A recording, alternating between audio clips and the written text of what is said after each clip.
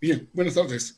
Vamos a continuar con esta última parte de este simposio internacional, Pensar el Bicentenario, Desafíos de las Ciencias Sociales en tiempos de pandemia, una mirada multidimensional que viene organizando la Universidad Nacional del Altiplano de Puno a través de su Facultad de Ciencias Sociales y la Escuela Profesional de Sociología, conjuntamente el Consejo Latinoamericano de Ciencias Sociales, CLASO, y la Asociación Latinoamericana de Sociología. Precisamente en esta segunda parte de esta segunda jornada vamos a tener la participación del doctor Jaime Ríos Burga, quien es precisamente presidente de ALAS. El doctor Jaime Burgas es, valga la redundancia, doctor en Ciencias Políticas y Sociología por la Universidad Complutense de Madrid. Es un profesional altamente calificado, reconocido intelectual, investigador, pensador aquí en la República de Perú. Tiene múltiples textos que ha publicado. El tema que él va a disertar en esta oportunidad es una lectura sociológica sobre el Bicentenario en el Perú, América Latina y el Caribe. Buenas tardes, adelante, doctor Burga. Muchas gracias. Se me escucha bien, ¿no? Sí, lo escuchamos perfectamente. Ya. Muchas gracias a todos ustedes por invitarme, ¿no? Y en nombre de la Asociación Latinoamericana de Sociología y su comité directivo, un agradecimiento a las autoridades, al rector y a todos los organizadores de este evento tan importante que ustedes están desarrollando, ¿no? Sin duda, el tema que voy a desarrollar sobre el Bicentenario está vinculado a una idea, ¿no?, que quiero yo desarrollar hoy día con ustedes sobre la promesa de la vida republicana, ¿no?, en Perú y se podría decir también en América, ¿no? En esta perspectiva, ¿no?, lo que yo quisiera a ustedes mostrarles es tres momentos de reflexión, ¿no? Tres momentos de reflexión, ¿no? En una primera parte, hacer una reflexión sobre la palabra república, ¿no? Y su genio y cómo llega también a nuestros países, ¿no? En segundo lugar, su construcción desde el análisis del poder, ¿no? En su relación, podríamos decir, de la relación imperio-colonización, ¿no? Es decir, la colonialidad del poder, ¿no? Y en tercer lugar, tener una lectura no reflexiva sobre la situación y las perspectivas que se nos plantean hoy a nuestras sociedades, ¿no?, fundamentalmente, ¿no? La palabra república, ustedes bien saben, ha sido realmente, en el caso de mi país, por ejemplo, investigadores muy destacados han planteado de que somos una república, ¿no?, ciudadanos sin república, no una república sin ciudadanos, ¿no? Otros han señalado, como el caso del profesor Sinesio López, ¿no?, que somos ciudadanos reales e imaginarios, ¿no? Y algunos incluso plantean la necesidad de refundar la República Andina, ¿no? Y así podríamos tomar diferentes lecturas de construcción de lo que es la ciudadanía y la visión de la República, ¿no?, como sistema de Estado y gobierno, ¿no? Pero el gran desafío que se nos plantea hoy es cómo pensar justamente, ¿no?, viendo, por ejemplo, hoy las elecciones en Estados Unidos, ¿no?, que lo estamos viviendo, lo estamos observando, lo estamos analizando, cómo pensar, ¿no?, el ideal republicano en la perspectiva de futuro inmediato, de futuro, ¿no? En esta perspectiva, ¿no?, ustedes ya saben que el concepto de república pues tiene toda una herencia en la sociedad occidental, ¿no? Ustedes saben que antes que surja el mundo moderno, la palabra república era vista justamente como una forma parcial de democracia, ¿no? La aristocracia, pues, de los patricios, justamente que de una manera directa, ¿no?, legitimaban justamente el poder ciudadano, ¿no?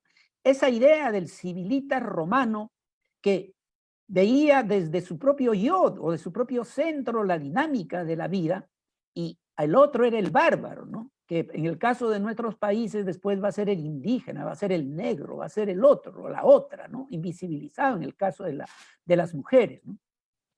Cuando llega la independencia de Estados Unidos, ¿no?, la influencia inglesa justamente tiene un impacto profundo también en la construcción del imaginario de república, ¿no? Y en este caso, ya la república es entendida como un cuerpo cuerpo ciudadano en un Estado-nación homogéneo, ¿no? Una idea de homogenización desde la blanquitud, diríamos, ¿no? Y si ustedes se van dando cuenta, hay una idea patriarcal de la ciudadanía, ¿no? En la revolución de Tupac Amaru, cuando uno analiza las fuentes de la revolución de Tupac Amaru, él hablaba de una república del Perú o de los peruanos de todas las calidades, incluso de los americanos de todas las calidades. Y cuando analizamos la tradición francesa, vemos cómo el Estado-nación como república se ve encarnado pues en un caudillo, en este caso el derecho napoleónico como soberano, ¿no? Entonces, estas tradiciones del pensamiento republicano, hoy más que es que venimos asistiendo a una profunda transformación del sistema mundo, ¿no? Moderno, colonial, con la derruralización del mundo, la urbanización global en sus nuevas dinámicas, y como telón de fondo, ¿no? La crisis raigal del horizonte de sentido de la modernidad-colonialidad. Crisis que ustedes bien saben se expresa en la crisis humanos-naturaleza, bueno, el monstruo climático que decía Quijano, ¿no? La crisis humanos-humanos y la crisis humanos-tecnologías, ¿no? En este proceso, sin duda, pensar el ideal republicano, más aún cuando estamos en la transición de la tercera a la cuarta revolución industrial científico-tecnológica y las nuevas formas que va adquiriendo el nuevo modelo de desarrollo de la sociedad de la información y la comunicación y la transformación del poder mundial, ¿no? Una transformación que va más allá de los estados nacionales y toma un carácter transcultural en todas sus dinámicas, ¿no? Como comunidades, como sociedades, como individuaciones, ¿no? En su transformación global, ¿no? Entonces, en esta perspectiva, pensar el pensamiento republicano nos tiene que llevar a lo que los historiadores, bien saben ustedes, nos llaman a pensar en un sentido de larga duración, ¿no? ¿Cómo es construido el pensamiento republicano? Desde una perspectiva masculina del patriarcado, ¿no? La dinámica del capitalismo y la dinámica del colonialismo, ¿no? Entonces, en esa perspectiva, con Quijano diríamos que el pensamiento republicano encierra toda una concepción de colonialidad del ser, en la separación del cuerpo y alma, ¿no? Que ustedes bien lo saben, ya en el pensamiento moderno de Descartes, ¿no?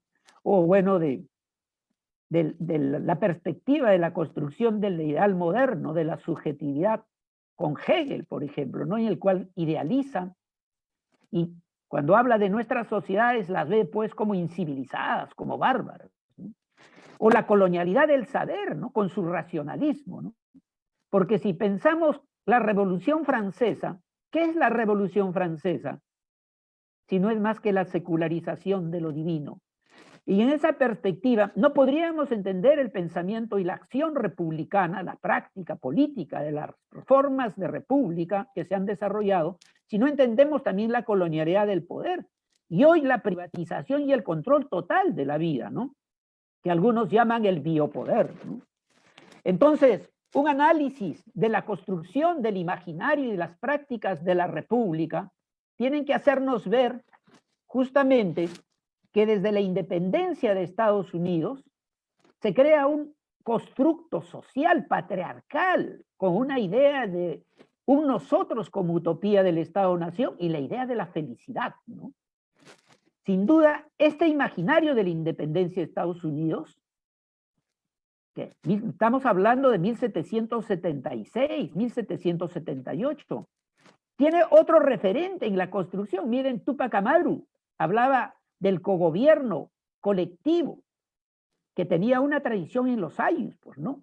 En la cual se mezclaba mito y utopía, ¿no? Mientras que en el pensamiento estadounidense está la utopía eurocéntrica inglesa que llega a Estados Unidos, en el caso de la revolución de Tupac Amaru tenemos el mito y la utopía desde el bien y el buen vivir milenario de la civilización andina, ¿no?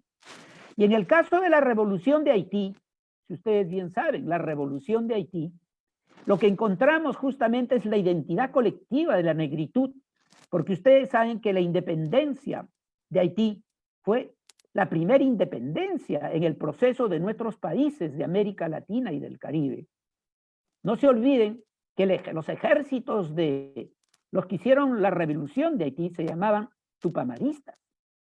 Y según últimas investigaciones que se están descubriendo en la Revolución Francesa, los grupos más radicales eran grupos que planteaban la república comunitaria, no la república individual de ciudadanos. Por ello, la Revolución Francesa marca un imaginario desde un ciudadano racialmente libre, en igualdad, en fraternidad, pero con un racionalismo patriarcal y bien marcado, y un racismo por la explotación, no se olviden la colonia de Haití, ¿no? Y ahora el país más pobre de nuestro continente, ¿no?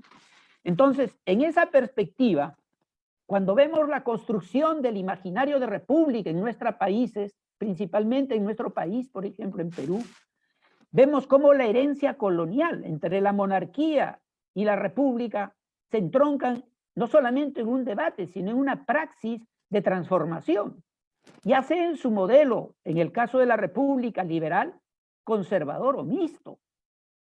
Pero en nuestro proceso histórico, cada uno de nuestros países, en el caso de Perú, por ejemplo, el ideal republicano está justamente marcado por el proceso de las guerras internas que marcaron nuestro desarrollo.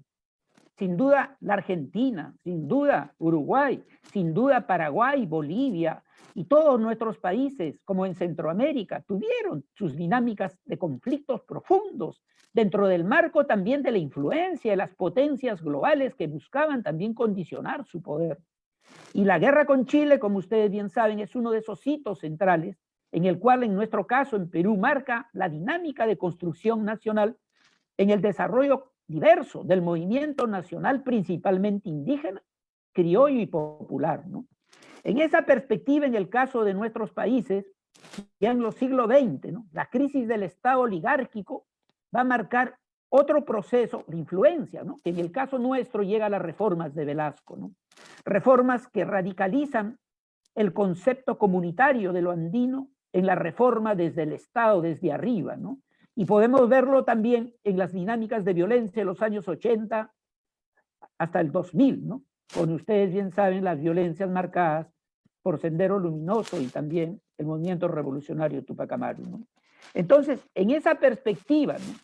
Entender la construcción del imaginario de república en nuestros países tiene que ver fundamentalmente con ver cómo fue el papel de las Cortes de Cádiz y cuál fue la influencia de esta situación, de esta coyuntura entre 1810 y 14 en los movimientos nacionales.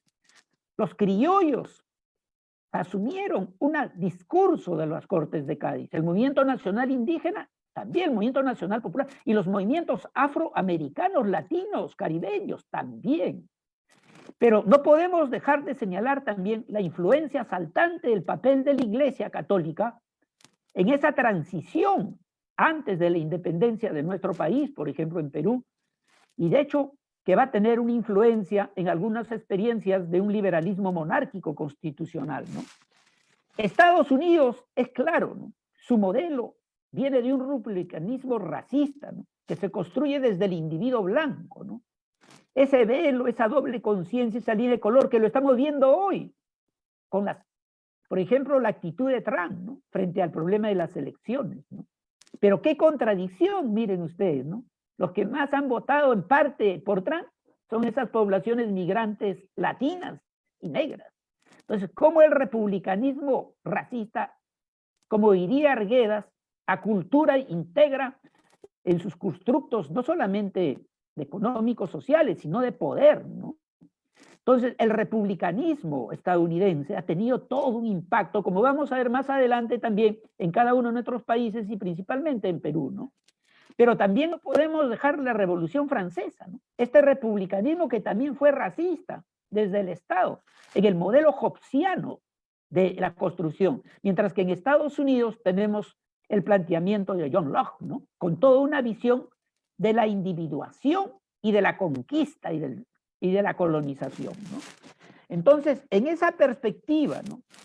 Entender el republicanismo y su trascendencia y su situación en una perspectiva profunda tiene que llevar a analizarnos los modelos que llegaron de Inglaterra a Estados Unidos y a nuestros países, ¿no? Y ahí el impacto del modelo de Hobbes y de John Locke son importantes, ¿no?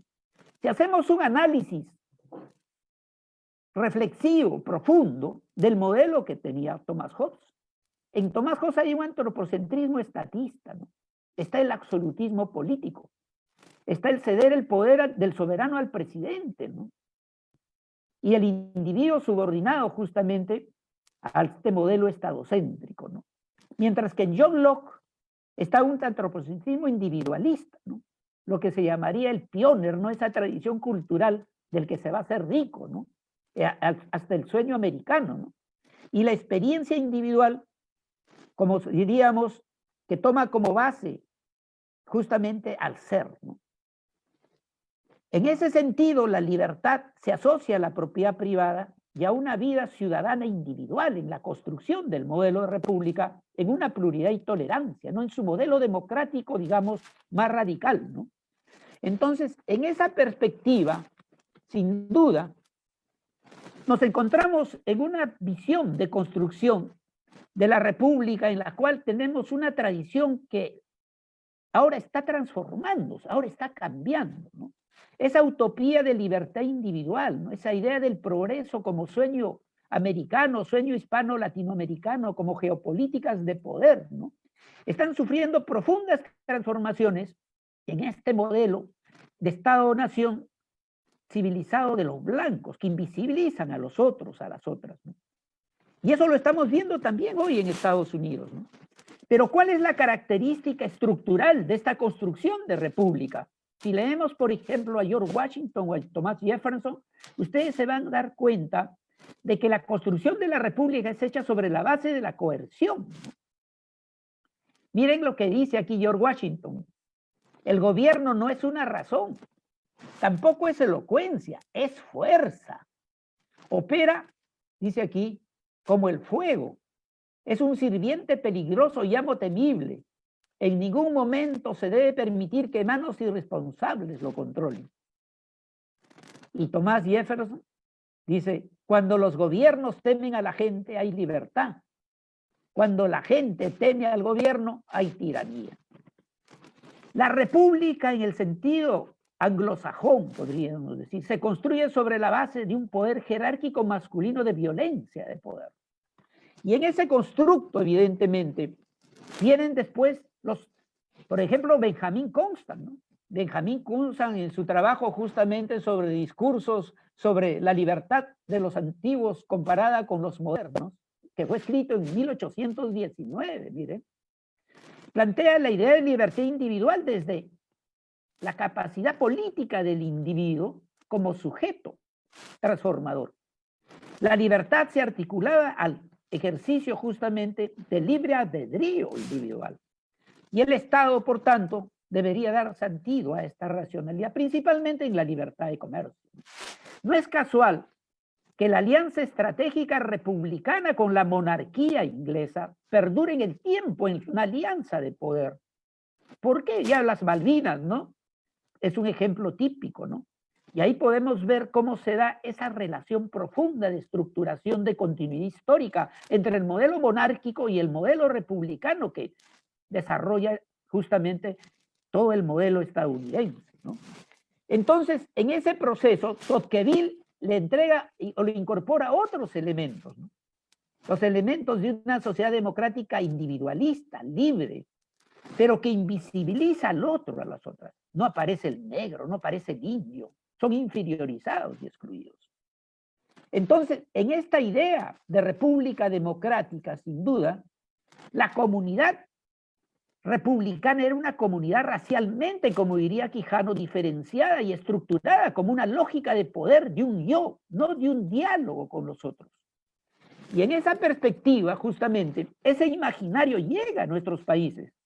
Si vemos desde 1810 la Junta de Charcas a Quito, vemos los primeros movimientos de Caracas, de Buenos Aires, de Bogotá, de México, y vemos hasta 1824, bueno, la independencia, la guerra contra España y el combate de 2 de mayo, porque el poder eurocéntrico quería volver a reconquistar con su imaginario monárquico, pero después incluso ya todo el siglo XX bajo la hegemonía imperial de lo que se llamaba justamente la doctrina Monroe, ¿no? América para los americanos, pero que era América para Estados Unidos.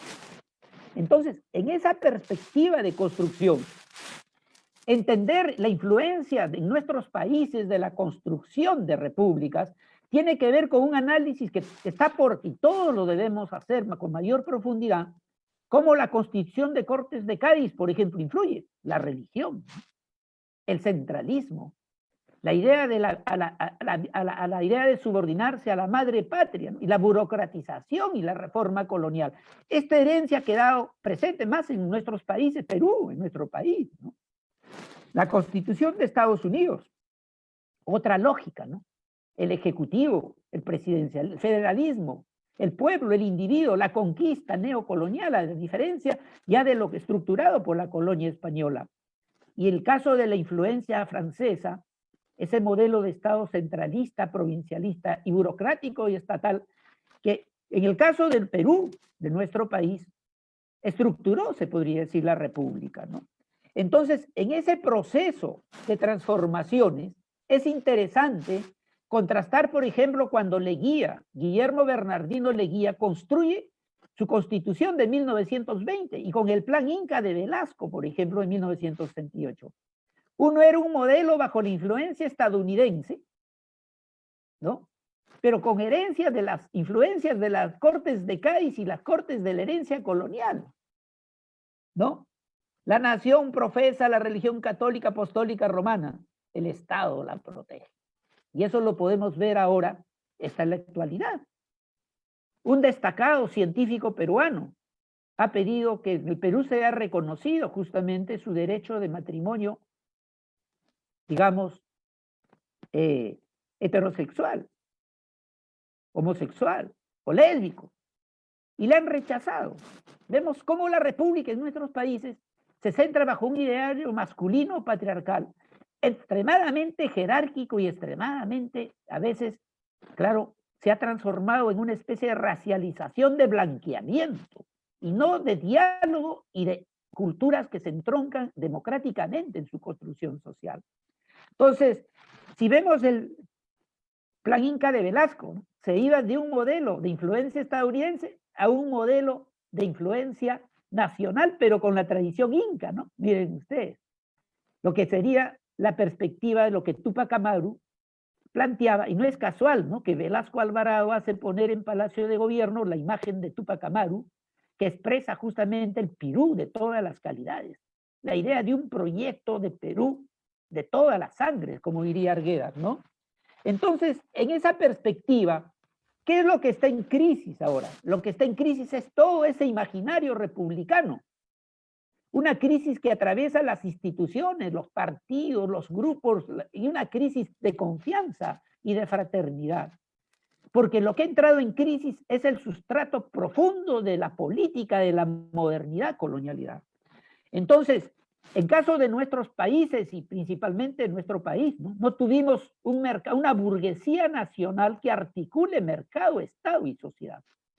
Y hoy el proceso se complica y se hace mucho más profundo, pero también se crean nuevas dinámicas de posibilidad de construcción democrática. En esa perspectiva, miren ustedes lo que José Carlos Mariátegui decía y en su tiempo, ¿no? Es interesante para ver cómo pensaba la relación entre economía, sociedad y política, ¿no? En su tiempo, los años 20, los años 30, ¿no? Que también era el mismo pensamiento de Aya de la Torre en Antiimperialismo y el APRA, ¿no? En los años, digamos, aurorales de las democracias, digamos, y entre el socialismo, digamos, y el capitalismo, ¿no? Porque como ellos decían, no hay, como decía mismo José Carlos, ¿no?, capitalismo, socialismo, no hay otra solución para el futuro, ¿no? Y bueno, ustedes saben que eso es todo un debate, ¿no? Entonces miren lo que dice aquí Mariátegui, ¿no? La democracia burguesa liberal pudo echar raíces más en Argentina y Brasil al desarrollo del capitalismo, pero bajo el carácter de una economía colonial. Como yo digo aquí, trayectoria que sigue presente en el cambio histórico. ¿Qué es el neoliberalismo? El neoliberalismo es justamente el modelo del capitalismo de mayor profundidad, de control total de los individuos. Por eso que Mariátegui decía que nuestras sociedades no eran sociedades propiamente con proyectos proyectos de sociedad y política independientes. Si vemos el Grupo de Lima, por ejemplo, en nuestro país, al margen que estemos de acuerdo o no, es justamente una instancia de decisión de país y proyecto, o depende de las decisiones de una hegemonía de poder global. Por eso que Mariatti, con razón, decía que aquí no hay independencia, está por construirse la independencia. Somos una semicolonia, decía, que estamos bajo la dinámica, decían en ese término, con esos términos, ¿no? de la penetración imperialista. Entonces, ¿qué es lo que está pasando ahora? Y ya voy pasando a la parte final de la exposición, ¿no? Nos encontramos ante una nueva financiarización del mercado global y en un capitalismo cognitivo que está creando una nueva dinámica de desarrollo global en el cambio que estamos viviendo. Y en ese proceso, hoy en plena pandemia, la solidaridad, el egoísmo, la política de vida, las políticas de apremio, el optimismo, el pesimismo, las urgencias del presente y la miopía de lo visible. No se quiere ver los profundos problemas estructurales del cambio que estamos viviendo y se quiere nada más tener un discurso único, homogenizante, en todos los aspectos. Entonces, en este contexto en el cual están cambiando las estructuras sociales, las cohesiones individuales y colectivas, y también se están diferenciando los ricos de la nueva pobreza y la nueva exclusión, la nueva desigualdad, evidentemente se están profundizando nuevas dinámicas socioculturales, ¿no? En ese proceso, sin duda, ¿en qué queda la perspectiva de la idea del pensamiento republicano? Están haciendo una nueva modernidad colonialidad en el mundo, en el cual el capital cognitivo con el capital financiero están reestructurando en su lógica de poder toda esta dinámica, ¿no? Y ahí salen a luz las resistencias de los pueblos, las clases, los géneros, y también los movimientos sociales, comunitarios y de los géneros, en toda su riqueza y toda su complejidad, ¿no? Estas fotografías que yo las pongo, miren el contraste asimétrico, ¿no? Nuestros niños de las zonas altoandinas buscando ponerse al tono con el cambio global, pero sin tener las infraestructuras adecuadas. En las ciudades, en plena pandemia, ya ustedes saben esta foto, ¿no? Era cuando una compatriota nuestra le pedía al presidente un lugar para que su esposo pueda ir para que no se muera en la COVID, y su esposo se murió. O esta foto cuando se está operando hace poco en Arequipa con los celulares, porque no hay luz. Entonces, ¿cómo entender la posibilidad de construcción de la República en el Perú hoy? ¿Cómo hacer realidad hoy la promesa de la vida peruana o americana en un sentido profundo? Y no solamente para nuestro país, es para el mundo también. Entonces, aquí viene un problema. Justamente creo que Chile nos va enseñando el camino de por dónde va la dinámica de la vida social. Un nuevo poder constituyente. ¿Por qué un nuevo poder constituyente? Porque las repúblicas no han sido una república ni de ciudadanos, menos de ciudadanas. Ha sido una república para unos pocos. Hay que crear un orden social que reconozca nuestras diversidades en la unidad de sus diferencias. Hay que crear una institucional basada en democracia y liderazgos colectivos, sobre todo contra la corrupción reinante. Y hay que crear una vida social basada en la confianza, cumplir con las promesas de la modernidad, diríamos, ¿no? Pero también en las diferencias, como comunidades, como individuos. Entonces, ¿cómo llamar a este proceso? Pero aquí hay cuestiones claves que resolver. Uno es cómo vincular Estado, sociedad y modelo de desarrollo económico. Si el cambio global pone al planeta en riesgo, los riesgos globales, ¿cómo construir economía en este contexto? Sin duda hay que construir un modelo integrado desde lo público y lo privado social, como decía Quijano, para crear con las tecnociencias ecosistemas de vida, para dar calidad de vida a las sociedades. Un Estado que se integre a la vida de sus comunidades, y no un Estado que se separe y sirva a los grandes intereses de los más ricos del mundo. Por tanto, una sociedad que se integre a los colectivos transcivilizatoriamente y transculturalmente, ¿no? En ese curso, miren ustedes, Castells, que es probablemente el sociotecnólogo vivo más importante de la humanidad, ha dicho lo siguiente: humanos depredadores, prevenidos de nosotros mismos. Solo hay un futuro en una reencarnación colectiva. La necesaria prioridad de lo público. El reset más profundo es que está teniendo lugar en nuestras mentes y en nuestras vidas. Una portada a otra forma de vivir, otra cultura, otra economía. Entonces, todo lo que ha significado la república en nuestros países, hasta llegar al modelo neoliberal que quiere privatizar hasta el aire, tenemos que cambiarlo. No puede ser un modelo que se construye desde arriba, que se gestiona desde arriba de una manera jerárquica y para el servicio de unos pocos, como se ve en la distribución del presupuesto, por ejemplo, sino que tenemos que construir un modelo en que se cree la integración de la vida humana y la vida de nuestras sociedades en todos sus órdenes, para darle justamente vida a la vida, ¿no? Y eso es lo que dice Castells. Tenemos que cambiar de mentalidad. Tenemos que recoger lo mejor de la revolución industrial científico-tecnológica, de la sociedad de la información, la comunicación, y con ello crear capacidades en nuestros entornos, desde los pueblos, desde los caseríos, desde el conjunto de nuestras regiones, para construir un país que tenga calidad de vida. Porque si no, nos van a transformar en simples consumidores individuales. Entonces, el consumo no se puede dejar de lado, pero tiene que ser un consumo individual y social de calidad para la vida, ¿no? Entonces nos encontramos en un proceso de crear una nueva civilización que encante la vida, porque hay un profundo, lo que Max Weber llamaba el desencantamiento de la jaula de hierro. Eso, los chicos por eso no creen en la política, los chicos no creen, no hay confianza. Como dicen, ya no confío ni siquiera ni en mi nombre. Como ya decir que ya no se confía ni en mi nombre, ya pues un grado ya de subjetivación negativa total, ¿no?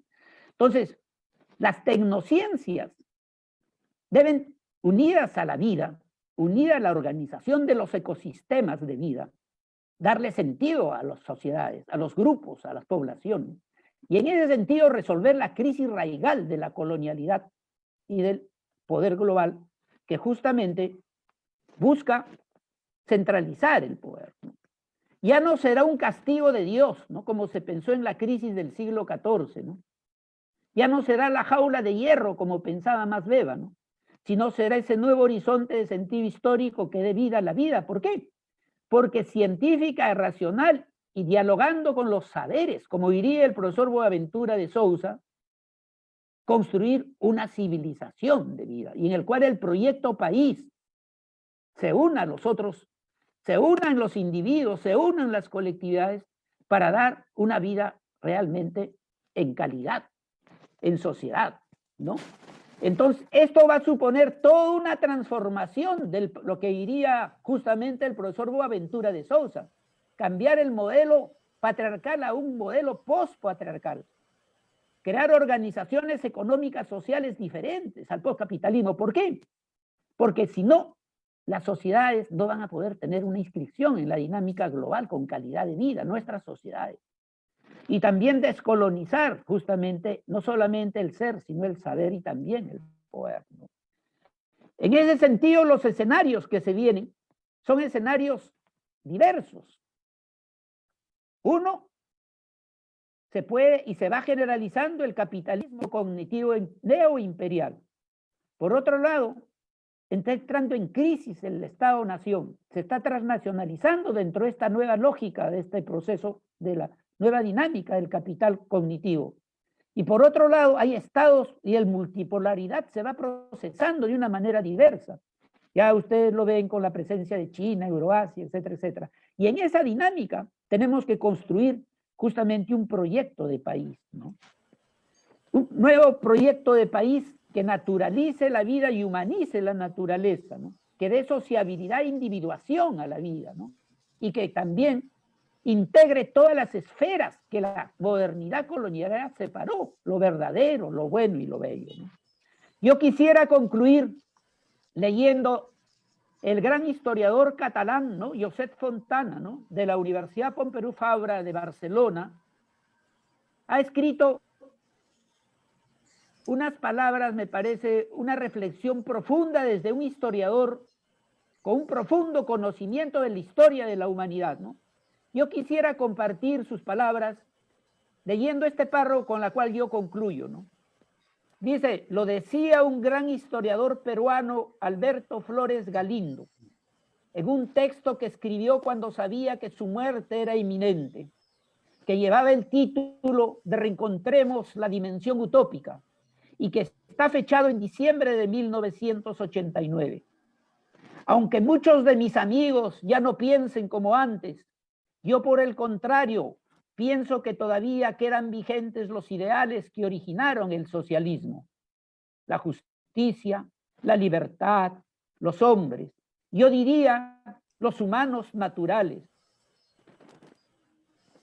Las puertas del socialismo no están cerradas, pero se requiere pensar en otras vías, un socialismo construido sobre otras bases, que recoja también los sueños, las esperanzas, los deseos de la gente. En otras palabras, ¿no? El desafío de país y nuestro desafío en América Latina y el Caribe y en el mundo, podríamos decir, es coorganizar la colectividad individualmente de la vida, ¿no? De manera consciente, en organizaciones cada vez más democráticas, que le den sentido real a la unidad de nuestras diversidades, ¿no? En este caso, de nuestro país, ¿no? Del Perú del siglo XXI. Pero esta idea podríamos decir que es universal también, ¿no? Muchas gracias, Felipe, muchas gracias. Muchas gracias al doctor Jaime Ríos Burga, presidente de la Asociación Latinoamericana de Sociología y un reconocido intelectual del Perú. Bien, auditorio internacional que nos están viendo a través del Internet en Perú, en Argentina, en Uruguay, en México, en Brasil, en la República de Portugal, en España y también en Estados Unidos. En este simposio internacional, Pensar el Bicentenario, desafíos de las ciencias sociales en tiempos de pandemia. Llegamos a uno de los momentos cumbres de este evento académico, cuál es la conferencia magistral del doctor Buenaventura de Sosa Santos. Bueno, más adelante vamos a conocer la trayectoria de este reconocido sociólogo y pensador portugués, que tiene importantes aportes a las ciencias y a las humanidades. También ha realizado investigaciones sobre el papel que debe cumplir la universidad pública.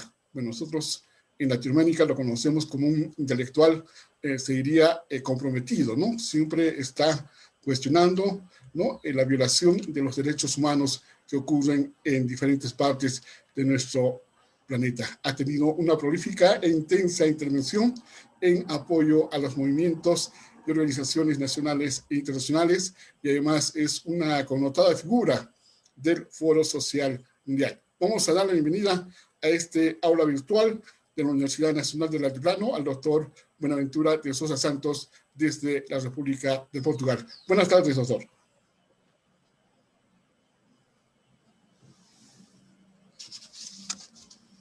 Buenas tardes a todos y a todas. Es un placer enorme estar aquí. En el plazo de un par de semanas estoy de nuevo con mi querido amigo profesor Jaime Ríos.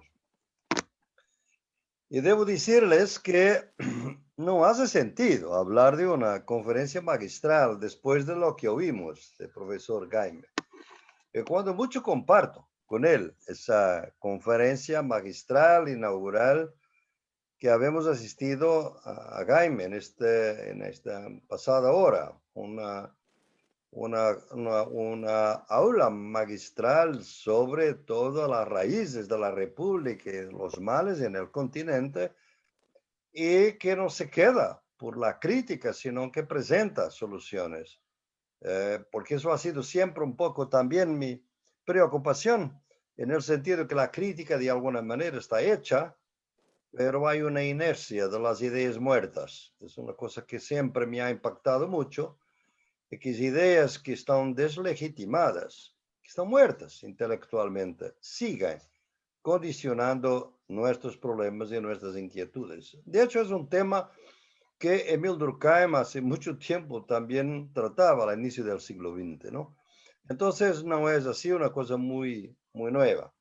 Todo lo que me parece hoy para mí es de tratar con ustedes, problematizar algunos problemas que de alguna manera ya han sido mencionados con brillantismo por el profesor Jaime Ríos, y que sobre todo como sociólogo y cientistas sociales, ¿cómo nos posicionamos hoy en este mundo? Me interesa realmente en este sentido de ver cómo nos vamos a mover dentro de un cuadro que es un cuadro que nosotros no conocemos. Es un otro desconocido de una magnitud que obliga a una cierta humildad de nuestra parte, ¿no? Porque a los niveles que la pandemia está generando son niveles de complejidad, de riesgo y de incertidumbre que son bastante más grandes de todo lo que habíamos estudiado antes. Entonces, si ustedes miran con cautela, estos tres conceptos no han tenido ninguna fuerza dentro de las ciencias sociales, ni en el continente, ni en Europa, ni en África, porque las ciencias de complejidad se quedaron en casi una disciplina y una meditación, digamos, epistemológica, y que nunca logró integrarse en las teorías sociales de las cuales habemos trabajado. Al contrario, nuestras teorías muestran siempre un pensamiento pensado, un pensamiento acabado, digamos, ¿no? ¿Cómo pensar lo impensado? ¿Cómo pensar lo impensable? Esto es lo que nosotros tenemos adelante como un desafío tremendo, porque el nivel de complejidad, de riesgo, de incertidumbre es tamaño que toda nuestra confianza va por el aire, de alguna manera. Nuestras metodologías, nuestras teorías, nuestro entendimiento. Entonces me parece que si llevamos en serio la idea que hoy defendido desde hace bastante tiempo de las epistemologías del sur, no hay justicia social global sin justicia cognitiva global. Entonces nosotros tendremos que mirar qué es eso de justicia cognitiva. ¿Por qué todo esto? Quizás en este momento los cientistas sociales que hablan sobre todo de esto, incertidumbre, riesgo, complejidad, etc. Miremos cómo los pueblos han siempre enfrentado esto, las comunidades, y cómo han manejado, porque su vida ha sido una vida de incertidumbre, de riesgo, de complejidad, por supuesto. Pero no ha entrado en las ciencias sociales. Entonces, quizás la propuesta de las epistemologías del sur, que he defendido y definido como los conocimientos nacidos en la lucha, puede ser en este momento quizás la única salida para nuestros problemas. Lo que nos obliga a reinventarnos como cientistas sociales, ¿no? Podemos decir que hay dos grandes paradigmas de conocimiento que vienen desde el siglo XIX y que realmente, a pesar de nacidos en Europa, siguieron para otros continentes. Claro que debemos decir que todos estos conceptos pertenecen al pensamiento eurocéntrico.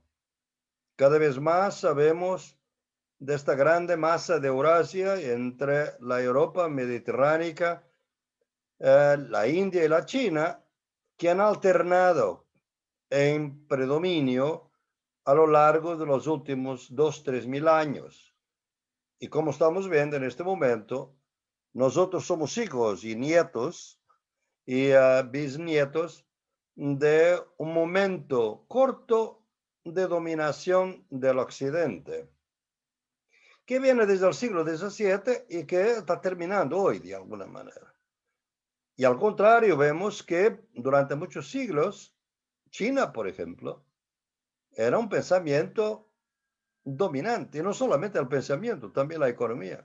Era la primera economía del mundo hasta 1750 y perdió dominio con la revolución industrial de 1830 en Europa, y ahí hubo un declinio producido por imperialismo, por la guerra de opio, etc.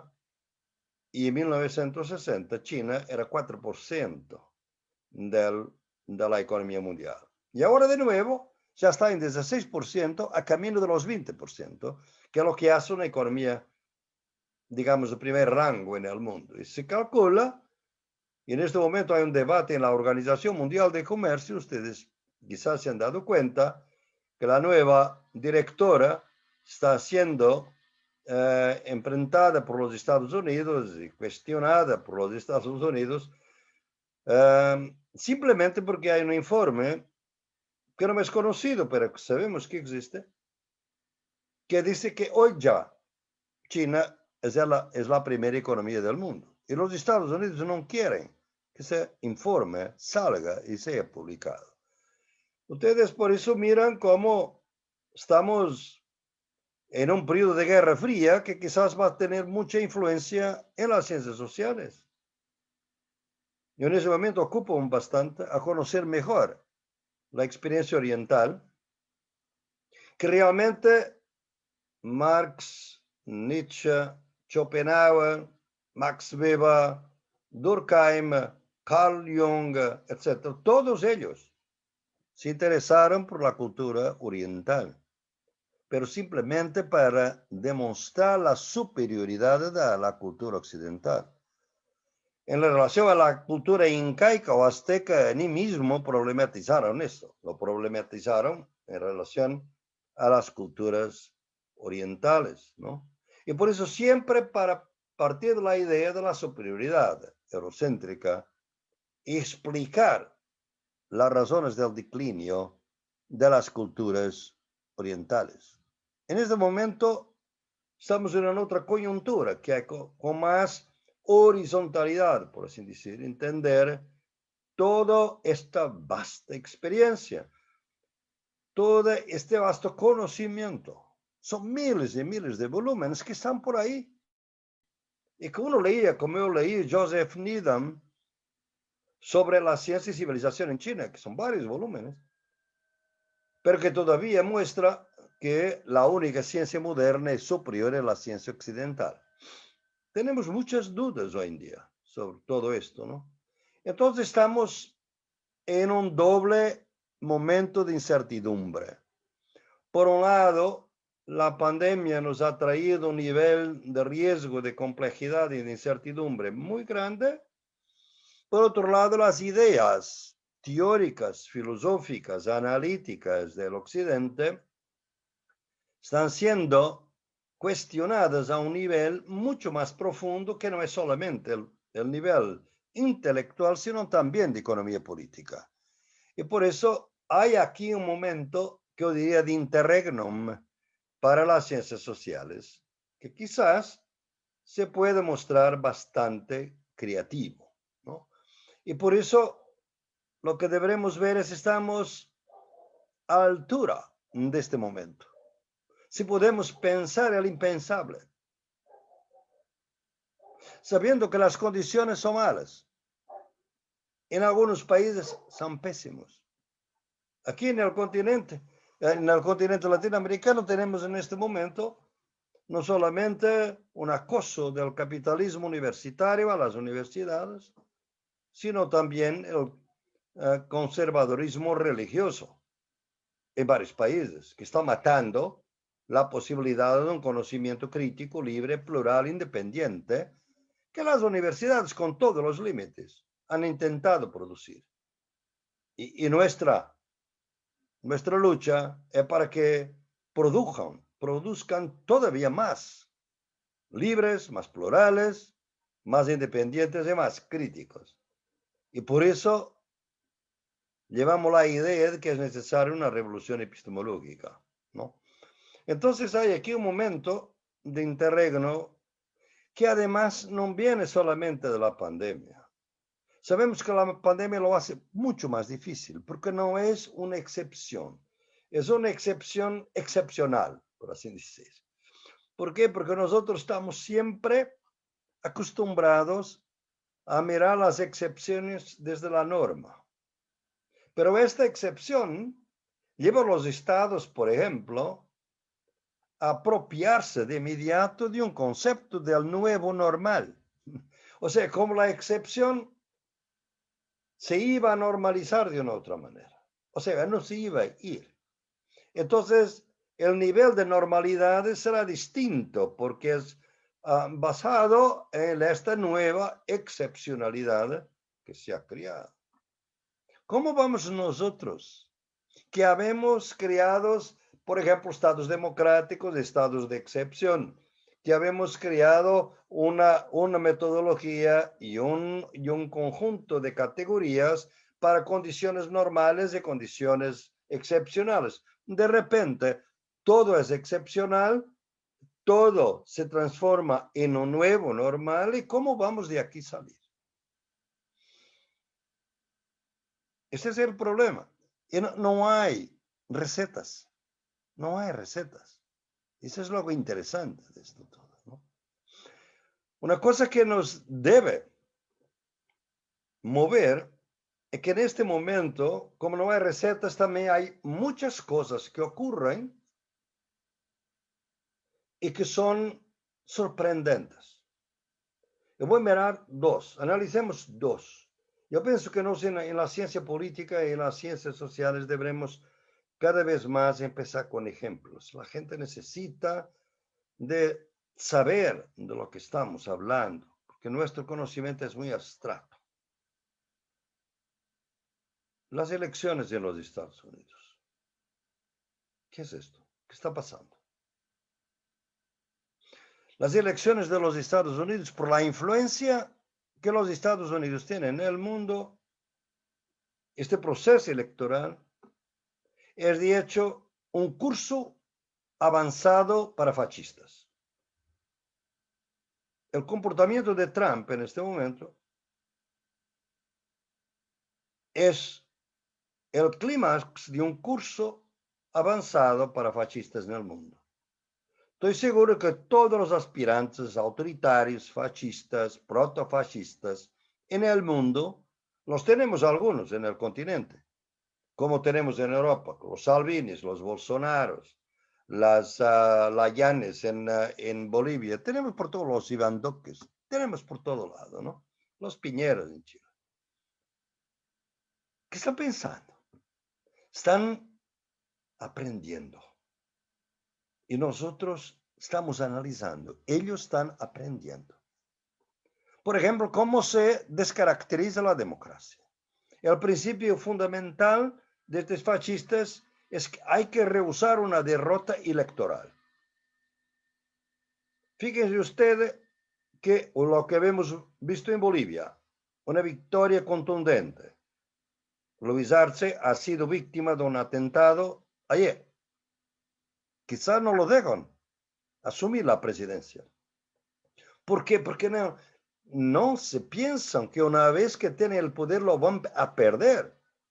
Es impensable para Trump, es impensable para Bolsonaro. Y esto es algo nuevo que los fascistas están aprendiendo. Es la idea que esta rotación normal de las democracias es una broma, no hay rotación normal, hay que dramatizar lo máximo, la rotación posible, es lo que están haciendo ahora.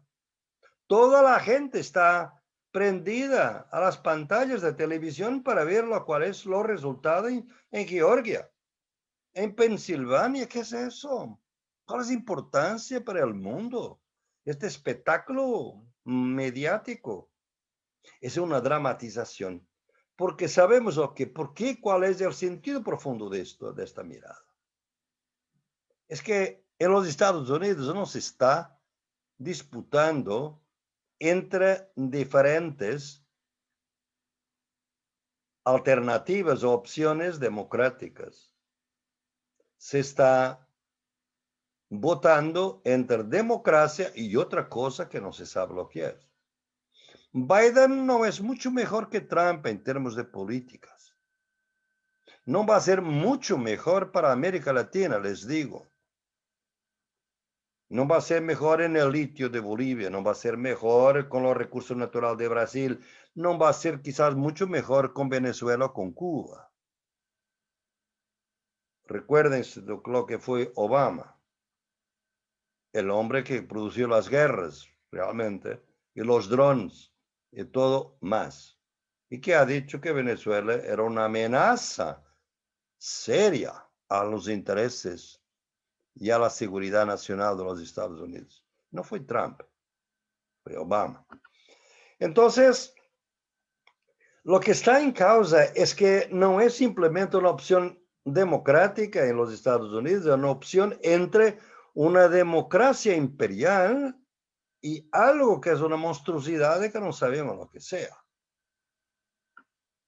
Entonces, esto es el tal curso de fascistas, porque si fuera en Filipinas, las televisiones no estaban prendidas. O si fuera en otro país, pero en los Estados Unidos, el espectáculo está 24 horas.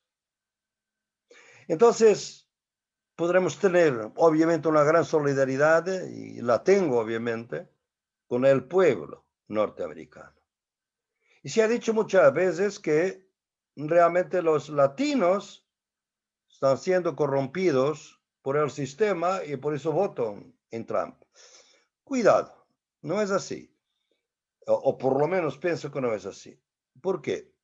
Lo que pasa es que hubo una votación masiva en los Estados Unidos. Como ustedes saben, en los Estados Unidos la gente no vota en general en las elecciones federales para presidente.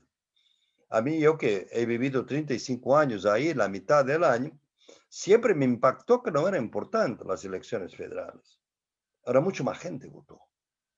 Pero no los blancos. Los blancos no votaron.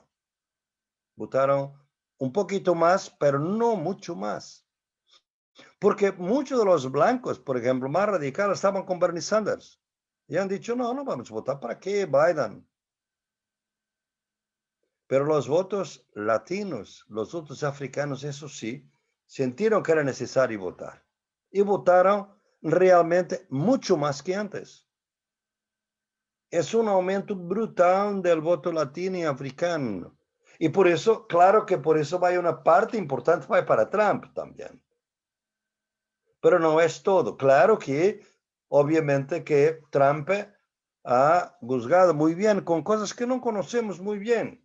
Los juegos de suma cero en política, que la idea de todos los fascistas, pero que pensábamos que quizás no se podría aplicar, por ejemplo, a los latinos en los Estados Unidos. Y tuvo una parte de eso en la posición de los latinos que, como digo, no es tan favorable a Trump como se ha dicho, ¿no? Pero es esto, es que los latinos que votan son los que tienen empleo, están legales en los Estados Unidos. Y saben que si entran, tienen miedo que si entran más inmigrantes latinos, quizás son sus puestos de trabajo los que están en juego. Se sienten más directamente amenazados por ellos. Entonces, esta idea de que el inmigrante es una amenaza entra fácilmente por ahí. Entonces, no menciono las elecciones americanas para nada. No me interesan directamente, no soy un científico, un cientista político. Lo que me interesa es cómo este desmonte de la democracia que está en curso en los Estados Unidos, que es parte de la decadencia del imperio, al contrario del imperio ascendente, que es China, nos está dando cosas que no eran conocidas. Nosotros sabíamos, por ejemplo, que todas las crisis, los acontecimientos extremos, los desastres, favorecen y intensifican los prejuicios. Estamos mirando cómo nunca en un desastre la democracia sale ganando. En general sale perdiendo. Y lo que gana es el prejuicio, por el miedo, por la explotación política del miedo que hace con que eso ocurra. Entonces, esta intensificación del prejuicio que se está reproduciendo en el continente latinoamericano de una manera brutal, de Brasil a Colombia, a México, por todo lado. En América Central también. Claro, como Jaime hablaba, tenemos ahora nuestras esperanzas en Chile. Vamos a ver cómo va a pasar, porque la mezcla del consenso por una constituyente tiene de todo. Tiene gente de izquierda, de derecha, gente que quiere realmente una alternativa, los que están hartos de políticos de todo tipo, ¿no? Entonces, este consenso va a desaparecer muy rápidamente y deberemos luchar para que las fuerzas progresistas en este bloque constituyente sean las predominantes, ¿no? Pero aquí hay una incertidumbre porque es digamos, el gran símbolo de la democracia, que es finalmente los Estados Unidos. Es una colonia de poblamiento. Es lo que es. A settlers colony, as we call them en inglés. Es una colonia de poblamiento. De población, quizás, no sé si ustedes digan pueblamento, no sé cómo se dice bien, pero en portugués, colonia de poblamiento. O sea, para dónde fueron miles y miles de colonos europeos, ¿no? También en algunos países de América Latina, obviamente, son colonias. Y lo que sabemos es que las colonias de población, por así decir, son muy racistas, son muy colonialistas y son muy violentas. Y es por eso que habemos notado en América Latina siempre esta constante de que el capitalismo con el colonialismo están tan juntos y también el patriarcado. Ese es digamos, todo mi impulso de mostrar cómo están imbricados, todos tan interrelacionados. Los Estados Unidos es una colonia de población exitosa. Y es por eso que realmente es muy difícil descolonizar. Mismo cuando tú tienes representantes ahora que son ya de varias indígenas, por supuesto, también los hay, negros, etc. Habemos tenido un presidente en la Casa Blanca, pero hay aquí siempre una colonialidad, una colonización. Yo pienso que es colonialismo puro, que no pasó. Es lo mismo que pasa con Sudáfrica, es lo mismo problema. Y es por eso que quizás que Martin Luther King tuvo la misma suerte que Steve Biko en Sudáfrica. Los que quieren una liberación real, los matan. Patrice Lumumba, 1961 en Congo. Thomas Sankara, 1987, Burkina Faso. En Colombia lo están matando en miles. No son socialistas, pero son indígenas del buen vivir, campesinos, afrocolombianos. Y mueren todos los días. Porque no son capitalistas, colonialistas, patriarcales. Entonces, esta es la gran incertidumbre en este momento que nos hace difícil de pensar. Yo estoy intentando de pensar con ustedes en alta voz, por así decir. No es una teoría. Estoy intentando de dar sentido a la turbulencia que va dentro de jóvenes. Ayer estaba en una charla con los estudiantes de Cambridge, una universidad de élite global en el mundo. Y son los estudiantes de todos los países, ¿no? De la Facultad de Educación. Y mañana, la próxima semana, voy a estar con estudiantes de Sudáfrica. Una gran inquietud sobre cómo vamos a manejar en términos de ciencias sociales, nuestras metodologías, nuestras teorías, cómo vamos, nuestros conceptos, cómo vamos a dar cuenta de esto. Viene la segunda incertidumbre. Algunos de ustedes quizás han leído el texto de mi queridísimo amigo Gustavo Esteva en La Jornada de México en el 2 de noviembre. Tiempo de desobediencia. Y que ha creado un debate enorme, un debate que no es tan público cuanto casi silencioso, porque es un hombre muy respetado, es un gran amigo mío, con lo cual he hecho una conversación del mundo fascinante y que estoy seguro que va a tener tanto éxito como la otra conversación del mundo que tengo con Silvia Rivera Cusicanque, que ya la va casi 140,000 visualizaciones de este video. Pero lo que él dice, Gustavo Esteva, y se reporta alguna resistencia e iniciativas en Alemania, es que la pandemia es una construcción, casi se diría un invento, de los estados, de los intereses globales que quieren controlar nuestras vidas y que los estados de buena o de mala fe están intentando de utilizar para controlar nuestras vidas. Por todos los constreñimientos de tiempo, de confinamiento, de no salir de la casa, las mascarillas, de todo esto, ¿no? ¿Qué significa esto? De inmediato algunos intelectuales que todos nosotros respetamos. Otro queridísimo amigo que ha estado conmigo varias veces aquí en Coimbra, yo he estado con él en los Estados Unidos, Arturo Escobar, defendiendo a Gustavo. Porque es en nombre de un otro conocimiento, de nuestras comunidades, de un otro saber. Yo diría, pero tú, Boaventura, no debería estar totalmente de acuerdo con Gustavo.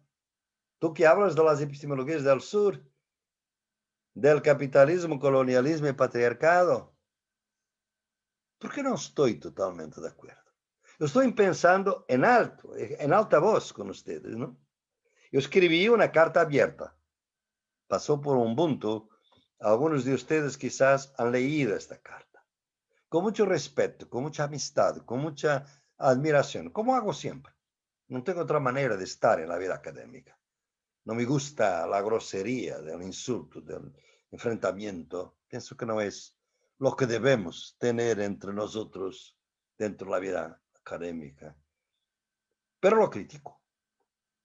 Y lo critico, y aquí es muy interesante porque tenemos las semillas de todo esto en el pensamiento latinoamericano. Pero lo olvidamos porque el canon del pensamiento americano de las ciencias sociales ha echado mucha gente por de fuera. Uno de ellos, que ahora ya está debidamente reconocido, es de Carlos Mariátegui, que han leído, estamos a hablar en Perú, y sí, ahora sí, pero durante mucho tiempo, ni mismo la cultura marxista hablaba de él, ¿no? Entonces, me parece que hay otros conocimientos que nunca han sido digeridos, digamos, por el continente, conocimientos, digamos, académicos, no son conocimientos otros. ¿Y qué conocimiento? Por ejemplo, Iván Illich. Ustedes tienen que ver que las teorías de Gustavo Esteva se pueden leer de alguna manera, la base está en Iván Illich. La teoría de las herramientas para la convivialidad, la némesis medical, en contra de la escuela, de la desescolarización, es una crítica radical a la modernidad occidental. Pero nunca ha sido considerada postcolonial o decolonial. Eso es muy interesante. En un trabajo que estoy escribiendo y que es por una entrada sobre postcolonialismo y decolonialidad para un handbook de Oxford de literatura que me pidieron esta entrada, una entrada bastante grande. Yo estoy mirando cómo las cosas existen mucho antes de los nombres. ¿Cuánto pensamiento postcolonial, anticolonial, decolonial existió antes del nombre? Si hablar de eso. De alguna manera podemos decir que Iván Illich es eso. Es una crítica radical, por ejemplo, los transportes motorizados, porque es la idea de la autonomía. La autonomía, y él no quiere crear una ultramodernidad, él quiere rescatar radicalmente la modernidad. La modernidad es la autonomía kantiana.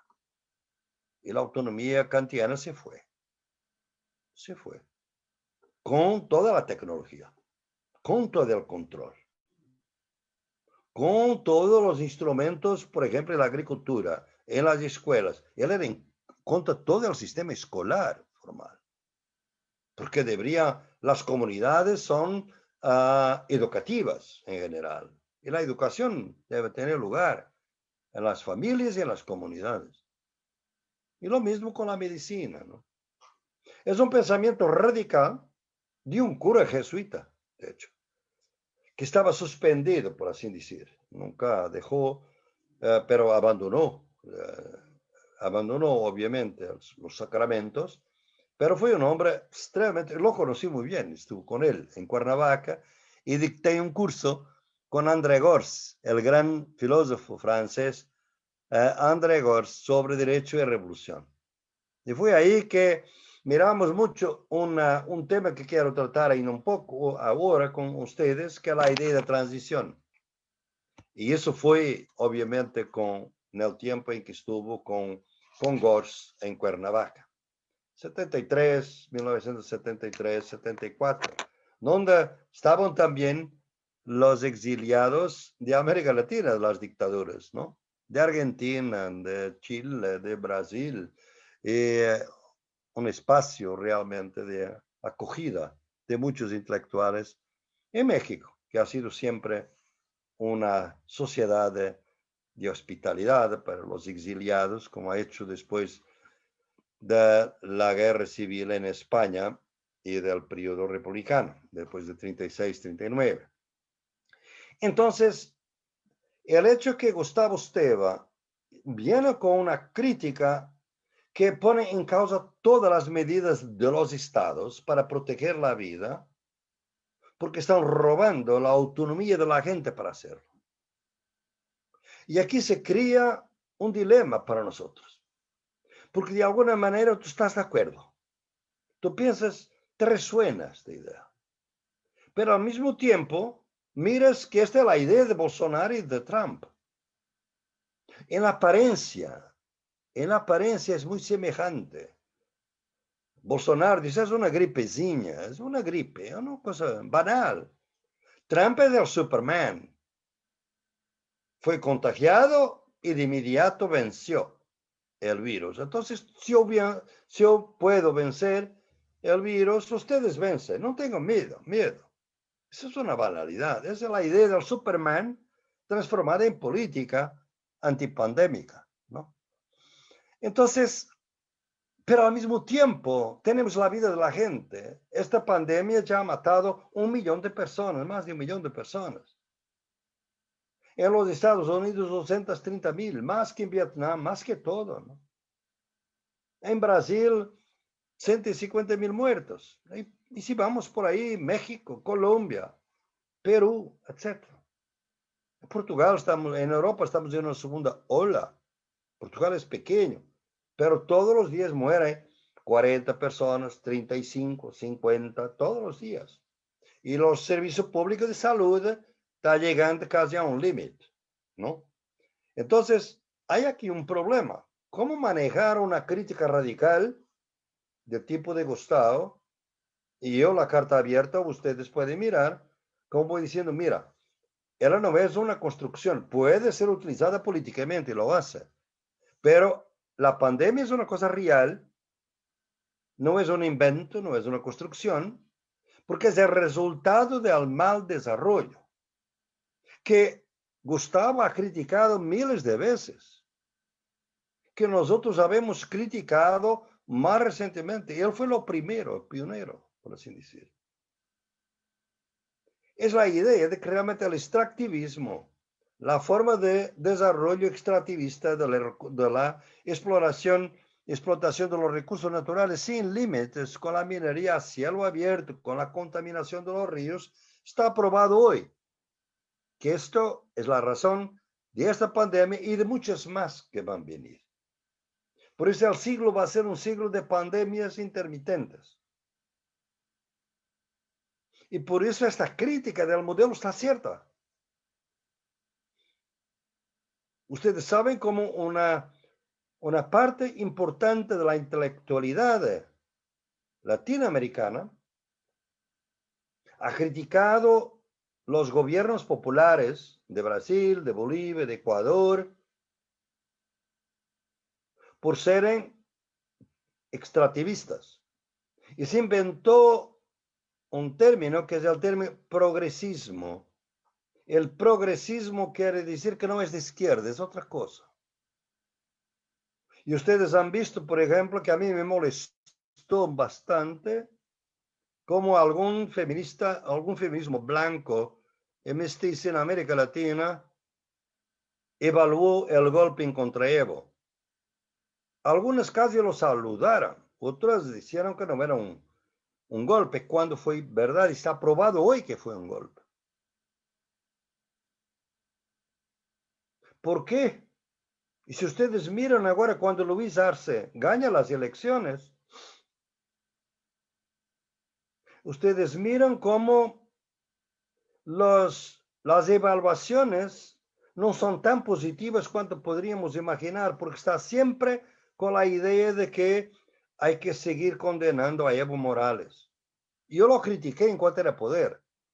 Lo critiqué bastante, es conocido mis textos, pero en cuanto eres gobernante. Yo nunca he sido ministro de Evo Morales, ¿no?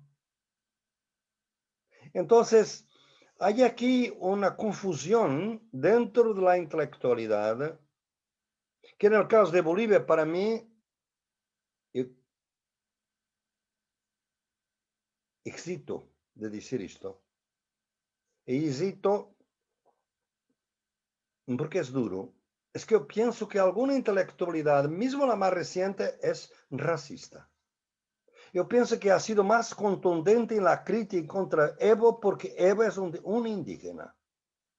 Y por eso no ha entendido cómo los indígenas, que son el único país con mayoría indígena, ahora vuelven de esta manera. Porque no los han entendido.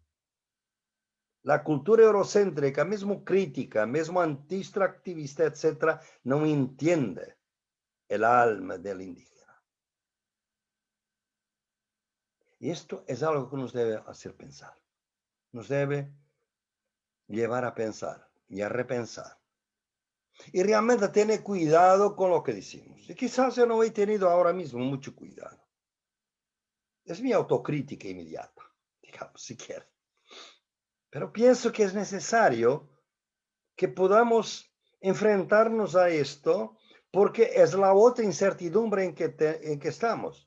Una crítica radical que viene de algo que parece que va a dejar la gente sin protección, porque ni toda la gente está viviendo en comunidades indígenas, vive en grandes ciudades como São Paulo, como Buenos Aires, como Ciudad de México. ¿Cómo ahí lograr defenderse si no utilizas todas estas reglas que la Organización Mundial de Salud? Y sabes que no puedes, la hipocresía. Yo acabo de terminar un libro que ya está con ACAL y va a salir en enero, que se llama El futuro comienza ahora, de la pandemia a la utopía. Y ya está en portugués en este momento, ya está publicado en portugués, acaba de salir y en Brasil la próxima semana. En ese libro realmente muestro cómo la hipocresía de la Organización Mundial de Comercio es que la gente no puede seguir las instrucciones de la Organización Mundial de Comercio, porque la Organización Mundial de Comercio piensa que el mundo es una inmensa clase media, y no es. La gran mayoría, 2/3, 3/4 partes, no tiene nada a ver con eso. Pero ese es otro problema. Lo que quiero decir es que la pandemia, de alguna manera, es motivo para estos dos incidentes, las elecciones al borde del caos en los Estados Unidos y este debate que surge ahora sobre cómo defendernos de la pandemia, me lleva a pensar que necesitamos realmente de un otro paradigma de conocimiento. Yo decía antes que había dos paradigmas. La gente se ha quedado suspensa o suspendida. ¿Dónde está el segundo? El segundo es el marxismo. ¿Por qué? Porque el primero paradigma, estoy construyendo los paradigmas de una manera muy distinta a la que es normal, en esto, pero quiero que me acompañen un poquito, ¿no? La primera es la de Hegel, obviamente. El conocimiento emerge al final de las luchas. Al final de las luchas, cuando realmente las luchas están, el vencedor existe. O sea, al final de la lucha hay un poco de paz y esta paz va a permitir, de alguna manera, que el conocimiento en tranquilidad emerge. Es el paradigma de Hegel.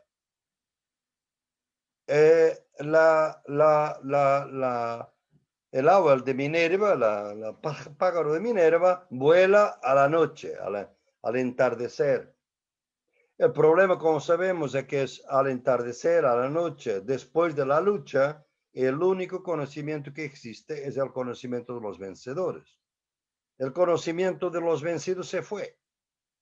Y las ciencias sociales, nosotros habemos reproducido durante mucho tiempo conocimiento de los vencedores. Mismo cuando logramos y somos críticos de los vencedores, es a partir de premisas y de textos y de autores que son los vencedores. El conocimiento de los vencidos se ha quedado por de fuera. Pero hubo Marx.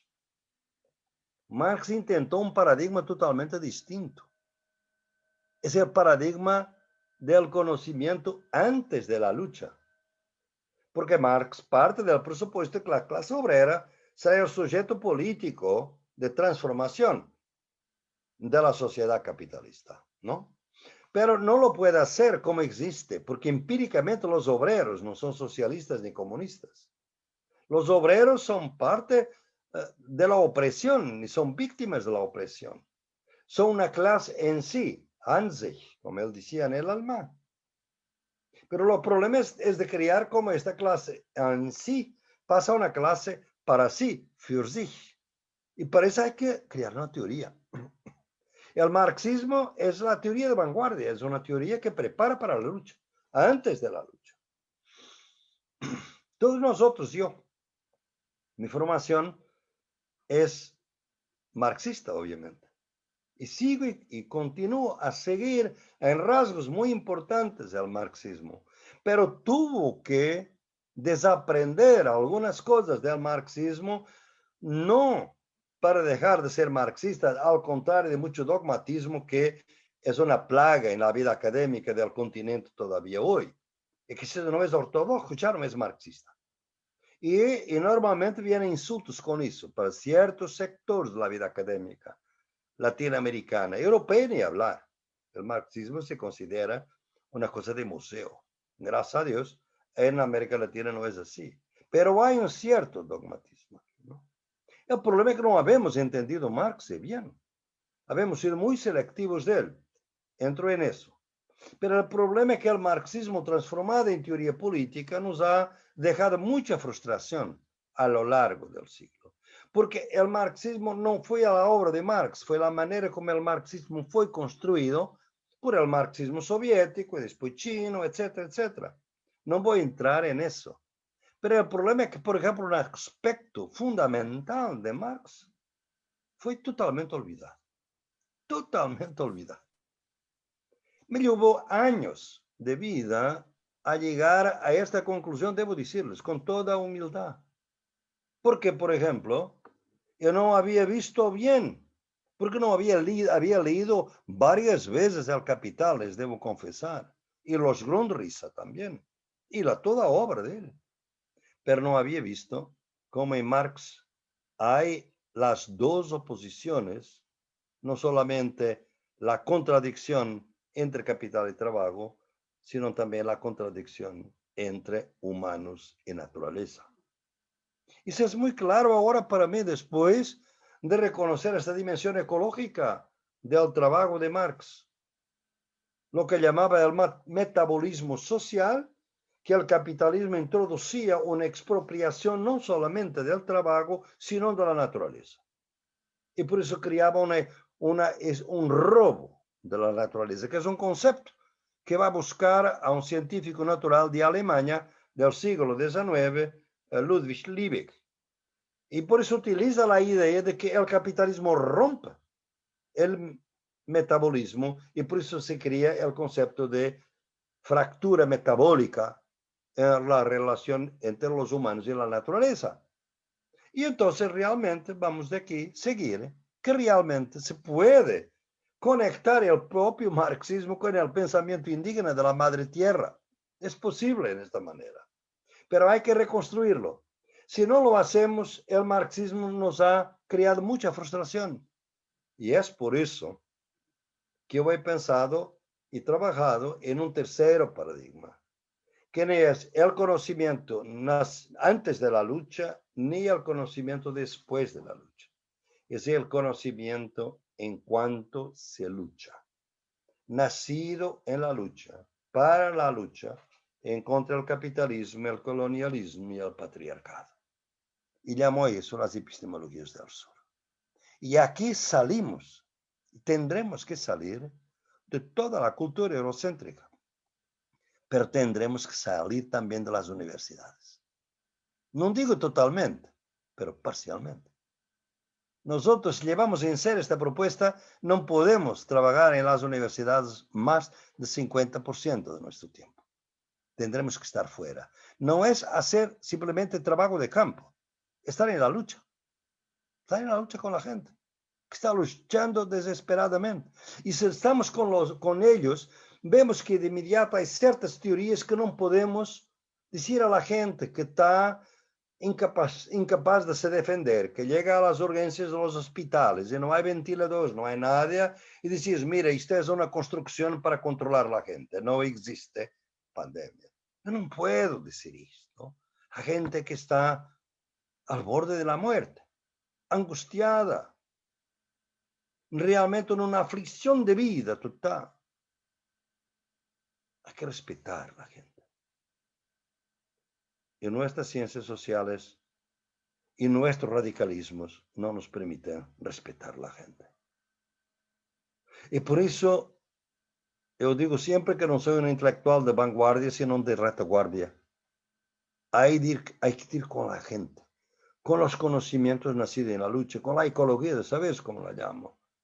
Y ahí he visto cosas maravillosas durante la pandemia, como los pueblos indígenas, como las comunidades barriales se han defendido de la pandemia, como han enfrentado las fake news, las noticias falsas que vino desde arriba sobre la pandemia para dar una información correcta a la gente, como han reinventado las medidas de protección.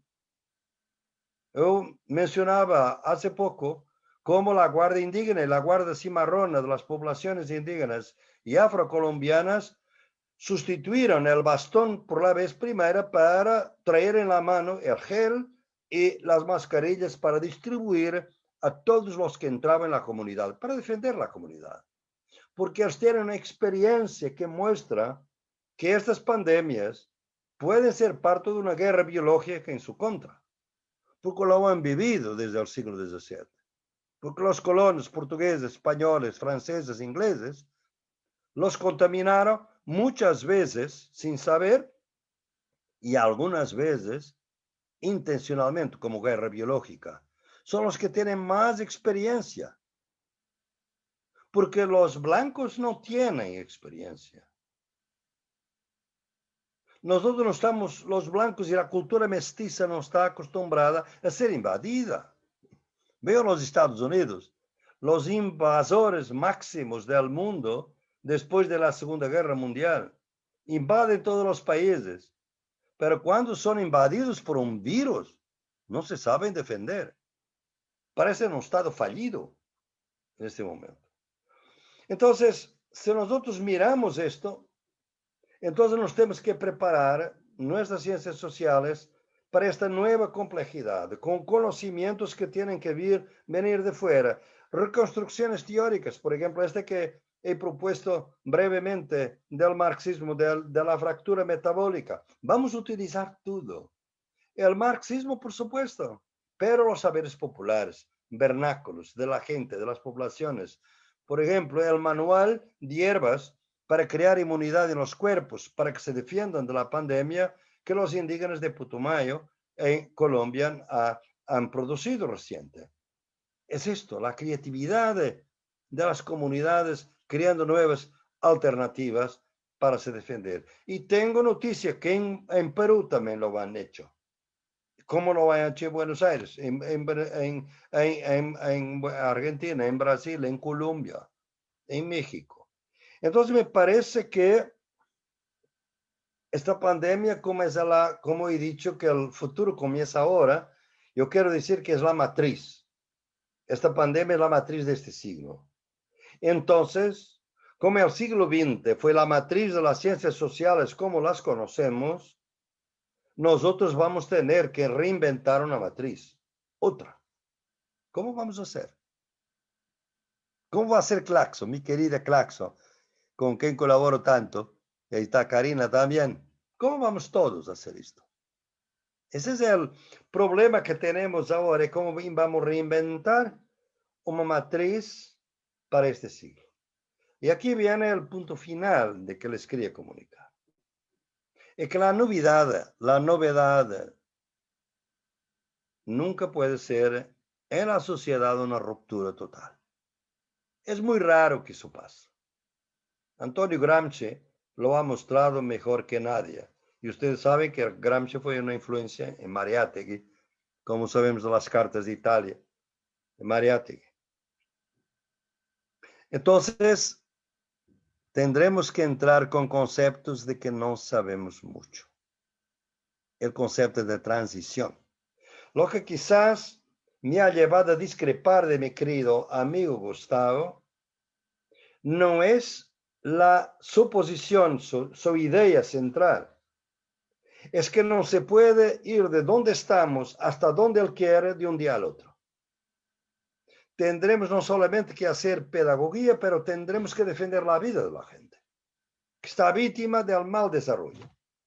Que ahora quizás va a entender mejor lo que es el desarrollo cuando ve que los países africanos están defendiendo mejor la vida de la gente que los Estados Unidos o que Europa. ¿Qué es desarrollo? Los países africanos están mucho más acostumbrados a vivir con epidemias y conocen más, acumularon más experiencia. Los países asiáticos también. Entonces me parece que tendremos que articular una teoría de transición nueva. Nosotros, sobre todo en el campo marxismo, sabemos bastante de la transición del feudalismo al capitalismo. No sabemos mucho de transiciones del capitalismo al socialismo y mucho menos de las transiciones del socialismo al capitalismo, que fue la Unión Soviética. Fue un proceso de transición de socialismo de los primeros años, sobre todo después de 45, al capitalismo. Por eso, la queda del muro de Berlín. ¿Y qué es China? ¿Es China socialista hoy? Yo pienso que es un capitalismo de Estado. Es otra cosa. No sabemos nada de estas transiciones. ¿Y cómo vamos a pasar a una transición para una sociedad postcapitalista, postcolonialista y postpatriarcal? Cuando sabemos que estas luchas tienen que ser integradas. No se puede ser postcolonial sin ser anticapitalista. No se puede ser antipatriarcal sin ser anticapitalista y anticolonial. Y este es el drama, como lo he dicho siempre. La dominación está articulada y la resistencia está fragmentada. Y por eso tanto movimiento anticapitalista en el continente fue racista y sexista, y tanto movimiento feminista por veces fue racista y procapitalista, o se olvidó del capitalismo. Entonces me parece que estamos en un tiempo de preguntas fuertes. Era un título de un texto de un libro mío ya antiguo, pienso que a la crítica de la razón indolente. Preguntas fuertes y respuestas débiles. Yo pienso que en esta charla lo que quise comunicar es que las preguntas son particularmente fuertes y las respuestas son particularmente débiles. Pero es así, que nosotros podemos de alguna manera recomponer este balance, este equilibrio entre el miedo y la esperanza, que ya muchos me han oído hablar como mi base de espinosismo. Porque lo que está en este momento en el mundo, caracterizarlo, es esta distribución desigual inmensa entre el miedo y la esperanza. Las grandes mayorías tienen mucho miedo y muy poca esperanza. Y hay unos privilegiados que parece que no tienen miedo de nada, porque resuelven todo, saliendo de sus países, alquilando islas en el Pacífico, protegiéndose con policías privadas, etc. Parece que solamente tienen esperanza. Tienen miedo de sí mismos, por así decir, ¿no? Hay que reequilibrar el miedo y la esperanza para eso, no obstante, es necesario una cosa, es que para dar más esperanza a los oprimidos, hay que crear un poco de miedo a los opresores. Y nosotros en las ciencias sociales no habíamos sido capaces de crear miedo a los opresores. Eso será nuestra tarea del siglo XXI. Muchas gracias.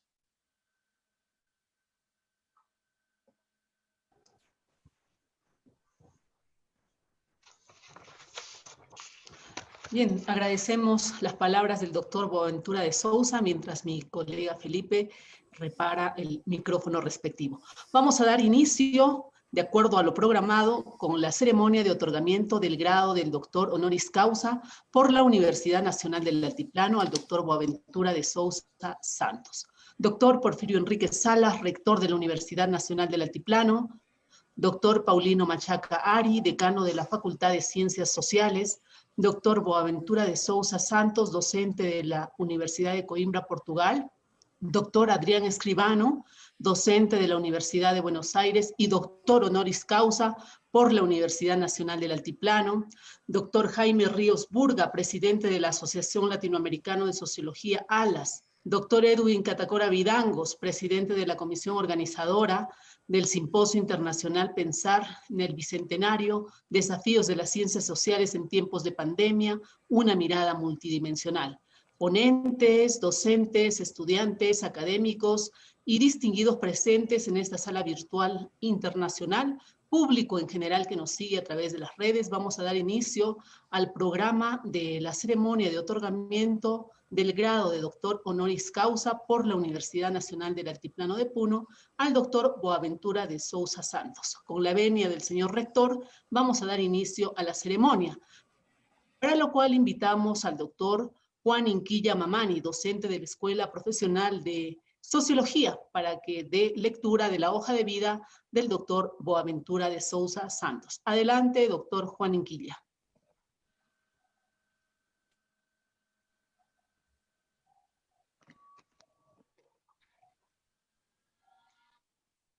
Reiteramos la invitación al doctor Juan Inquilla para la lectura de la hoja de vida del doctor Boaventura de Sousa Santos. Adelante.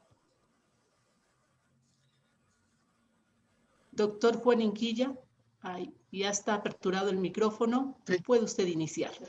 Bien. Bien. Buenas tardes. Buenas tardes. De presentar a un intelectual de talla mundial como es Boaventura de Sousa Santos. Boaventura de Sousa Santos es mucho más que un sociólogo, como decía Paulo Gentili, empeñado en interpretar de un modo extraordinario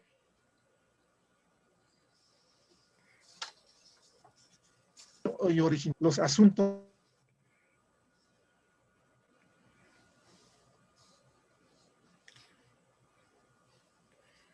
de cientistas y activistas esparcidos por todo el mundo. Quizás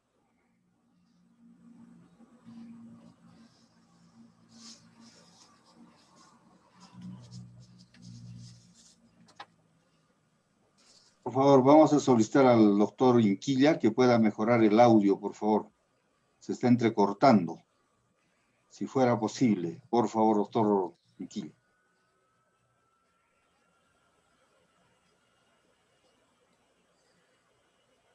Solitario, comprometidos en instrucción de las ciencias sociales al servicio de las grandes causas de la humanidad, de las luchas por la igualdad.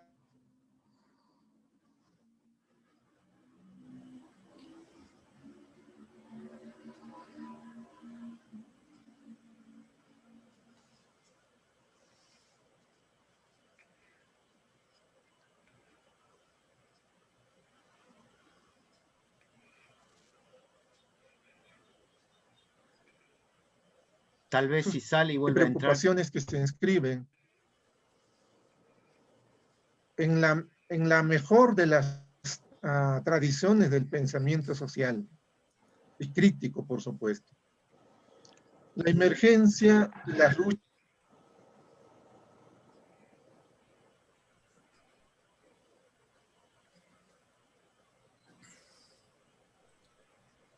Vamos a esperar un momento a que pueda recuperar el audio el doctor Quinquilla. En tanto, vamos a invitar al licenciado Felipe Gálvez para que pueda dar la lectura de la resolución rectoral que confiere la distinción honorífica de doctor honoris causa al doctor Boaventura de Sousa Santos.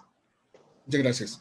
La Universidad Nacional del Altiplano de Puno ha emitido la siguiente resolución rectoral, número 1171-2020-R-1, Puno, 29 de octubre de 2020. Vistos, el expediente organizado por la Facultad de Ciencias Sociales de esta universidad conteniendo la propuesta de distinción honorífica al doctor Buenaventura de Sousa Santos. Se resuelve, artículo único, conferir la distinción honorífica en grado de doctor honoris causa de la Universidad Nacional del Altiplano de Puno al doctor Buenaventura de Sousa Santos por su reconocida trayectoria profesional e intelectual y su contribución al fortalecimiento de la investigación en las ciencias sociales. Regístrese y comuníquese, firmado por el abogado Zenón Umpiri Huiza, secretario general de la UNAPUNO, y el doctor Porfirio Enrique Salas, rector de la Universidad Nacional del Altiplano de Puno. Bien, la lectura de la resolución rectoral correspondiente. Acto seguido, iniciamos este acto protocolar propiamente con la distinción, con el grado honorífico de doctor honoris causa al doctor Boaventura de Sousa Santos. Para ello, vamos a dar pase al doctor Porfirio Enrique Salas, rector, para la lectura de la fórmula correspondiente. Adelante, doctor Porfirio Enrique Salas. Muchísimas gracias por darme la palabra. En primer lugar, un cordial saludo al doctor Boaventura de Sousa Santos, felicitar por su magnífica exposición en este evento internacional. Nos sentimos muy complacidos por su participación y muy agradecidos. Pasaré a la lectura de la fórmula.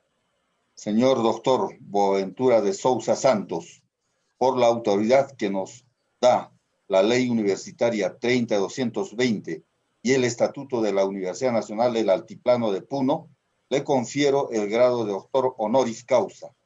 Y como símbolo de tan alto honor, le impongo la medalla de nuestra universidad y asimismo le entrego el diploma que meritúa vuestra trayectoria académica y profesional. Felicitaciones, doctor Boaventura.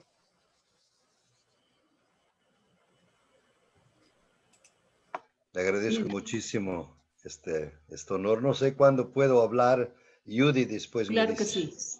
Claro que sí, doctor. Inmediatamente usted ya puede hacer uso de la palabra con las palabras de agradecimiento por esta distinción que le otorga la Universidad Nacional del Altiplano. Adelante, doctor Boaventura. Magnífico rector, colegas. Es un honor enorme de recibir este grado honorífico de vuestra universidad que conozco, que por varias veces estuve a punto de visitar.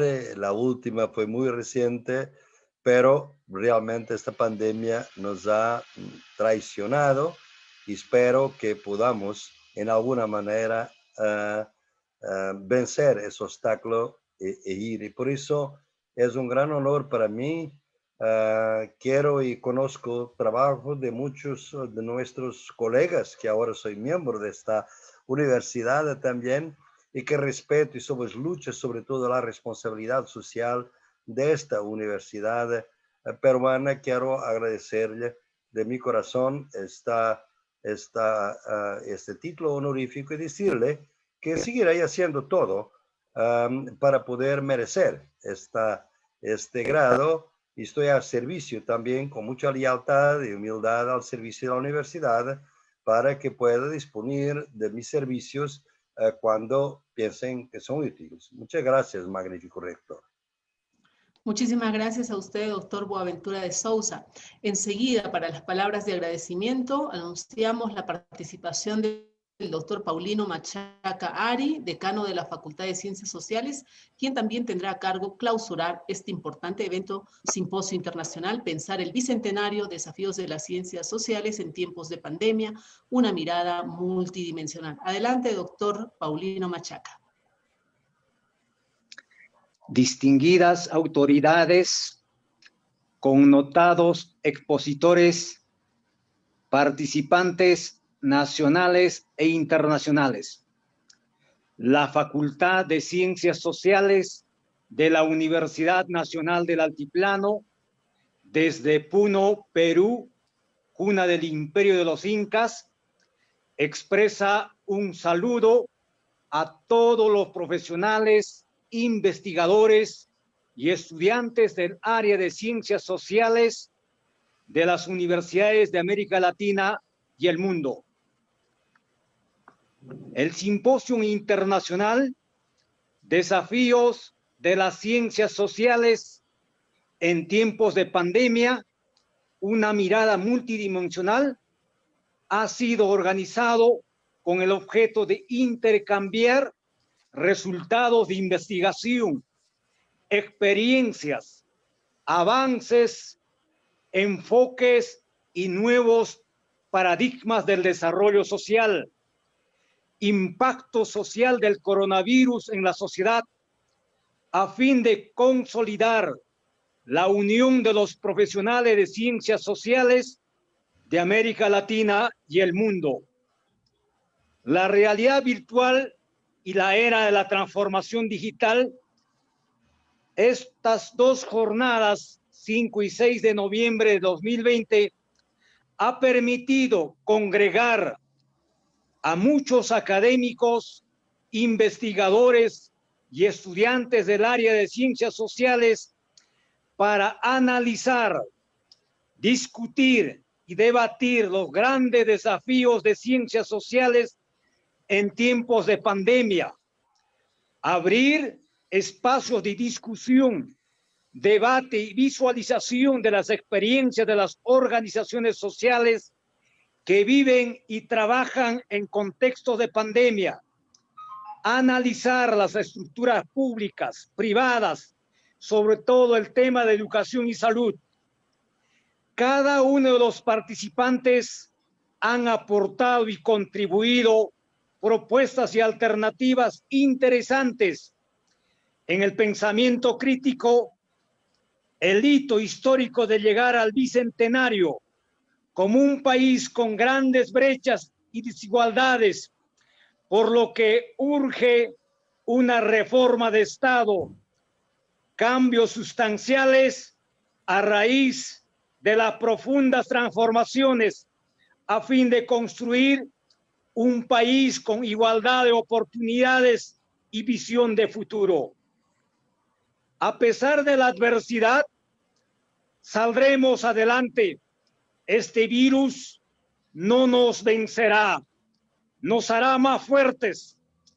Todos unidos los estamos combatiendo y que vamos a superar esta difícil realidad. No hay mal que por bien no venga. Después del túnel habrá una luz. Tengamos esperanza. Al final saldremos bien, sanos y libres de esta pandemia. Por ello, se ha organizado este simposio internacional con el tema Desafío de las Ciencias Sociales en tiempos de pandemia, para tocar temas muy interesantes. El eje temático de este simposio fue el trabajo, redes y pandemia, políticas sociales y sensibilidades y creatividad, la pandemia entre lo colectivo y lo común. Igualmente el bicentenario en el Perú, América Latina y el Caribe. Por ello, distinguidos y connotados expositores, distinguidos participantes de este magno evento, nuestro agradecimiento profundo a todos los participantes del magno evento que marcó un hito en la historia de la Facultad de Ciencias Sociales. En especial, nuestro agradecimiento a los connotados y reconocidos expositores nacionales e internacionales. A la doctora Karina Tiene Tijero, directora ejecutiva del Consejo Latinoamericano de Ciencias Sociales, CLACSO, al cual somos parte, la Facultad de Ciencias Sociales y nuestra universidad. Nuestro agradecimiento al doctor Buenaventura Sousa Santos, doctor en Sociología del Derecho de la Universidad Yale, de la Universidad Coimbra, Portugal. Al doctor Adrián Óscar Escribano, doctor en Filosofía de la Universidad de Buenos Aires, Argentina. Y a todos los ponentes que dieron lo mejor de su aporte y resultado de investigación en este simposio internacional. Agradecemos a todas las personas que han hecho posible la organización de este simposio internacional, a su presidente, a las autoridades de la Universidad Nacional del Altiplano por su apoyo. Valió el esfuerzo de organizar el magno evento académico, científico, para arribar a conclusiones muy importantes y trascendentales, el mismo que quedará impregnadas en la mente de cada uno de los participantes y repercutirá en la formación de profesionales probos para que contribuyan al desarrollo social y generen cambios social por la transformación y por un futuro mejor. Con la satisfacción de haber culminado con éxito el simposio internacional, declaro por clausurado el simposio internacional Desafío de las Ciencias Sociales en tiempos de pandemia, una mirada multidimensional, agradeciendo a todos y un gran abrazo hasta el próximo evento. Bien, fueron las palabras del señor decano de la Facultad de Ciencias Sociales de la Universidad Nacional del Altiplano, dando por concluido este importante simposio internacional Pensar el Bicentenario, Desafío de las Ciencias Sociales en tiempos de pandemia, una mirada multidimensional. A nombre de la comisión organizadora, agradecidos con todos quienes han hecho seguimiento estos 2 días, nos referimos a países como Argentina, Uruguay, México, Brasil, Portugal, España, Estados Unidos y por supuesto quienes han seguido desde Perú. Muchísimas gracias. Tenemos ya aperturado las cámaras de repente para alguna foto del recuerdo. Ahí estamos. Ahí, doctor Porfirio Enríquez, agradeciendo a todos y a cada uno de los participantes y a quienes nos han hecho seguimiento en redes. Muchísimas gracias. Hasta una nueva oportunidad. A nombre de la Universidad Nacional del Altiplano, eternamente agradecidos por este importante evento que ha sido posible con el aporte de cada uno de ustedes. Muchísimas gracias. Gracias. Gracias. Gracias.